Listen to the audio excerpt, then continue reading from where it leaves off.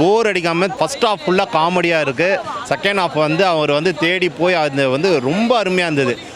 Time போகிறதே தெரில. நிச்சயமாக வந்து பார்க்கலாம் அந்த படத்தை. அவ்வளோ நல்லா இருக்குது படம். சும்மா நாங்கள் டிக்கெட் வாங்கிட்டு வந்தோம், ஒரு இதுவும் தெரியாது எப்படி இருக்கும்ட்டு. ஆனால் பார்த்த பிறகு இது கண்டிப்பாக உணர்ந்தரோ பார்க்கலாங்கிற மாதிரி தோணுச்சு எனக்கு. ரொம்ப நல்ல படங்க. ரொம்ப நாளைக்கு அப்புறம் படம் பார்த்த ஒரு திருப்தி. ரெண்டாவது படத்தை பார்த்து மறக்க மாட்டோம். அந்த மாதிரி ஒரு சூழ்நிலை என்றைக்கு படத்தை சொன்னாலும் ஞாபகம் இருக்க மாதிரி இருக்குது. எல்லாருமே எல்லா விதத்துலையுமே நல்லா இருக்கணும். ஒரு ஆர்டிஃபிஷியலாக எதுவுமே இல்லை, எமோஷனலாக கனெக்ட் ஆகிறோம். இப்படி இந்த காலத்தில் ஒரு மனுஷங்க இருக்காங்களா ஆச்சரியமான விஷயம். இத்தனை வருஷம் கழிச்சு ஒரு பணத்தை கொடுக்கக்கூடிய நல்ல மனிதர்கள் இருக்கிறாங்க அப்படிங்கிறது இன்றைக்கி பெரிய விஷயம். இல்லை ஏமாற்ற தான் பார்ப்பாங்க. அவன் கடைசியில் அந்த செக்கு கொடுத்து காணா போகிற வரைக்கும் அப்படி தான் இவர் தான் ஏமாத்துறாரு அப்படி தான் நம்ம நினச்சோம் ஆர்டினரி மேன். ஆனால் அது உண்மையாலுமே நல்ல மனிதர்கள் இருக்கிறாங்க அப்படிங்கிற ஒரு விஷயங்களை கொடுத்துட்ருக்கு. இப்போ நம்ம எல்லாருமே வந்து ரொம்ப அந்த வெட்டு குத்து அடிதடி அந்த மாதிரி படம்லாம் பார்த்து ரொம்ப கமர்ஷியலைஸ் ஆகிட்டோம் இல்லையா.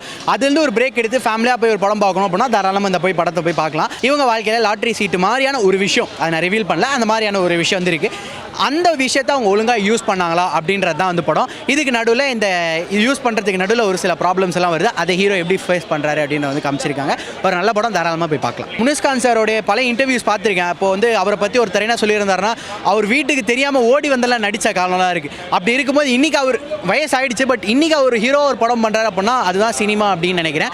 அது எனக்கு ரொம்ப நல்லா பிடிச்சிருக்கு.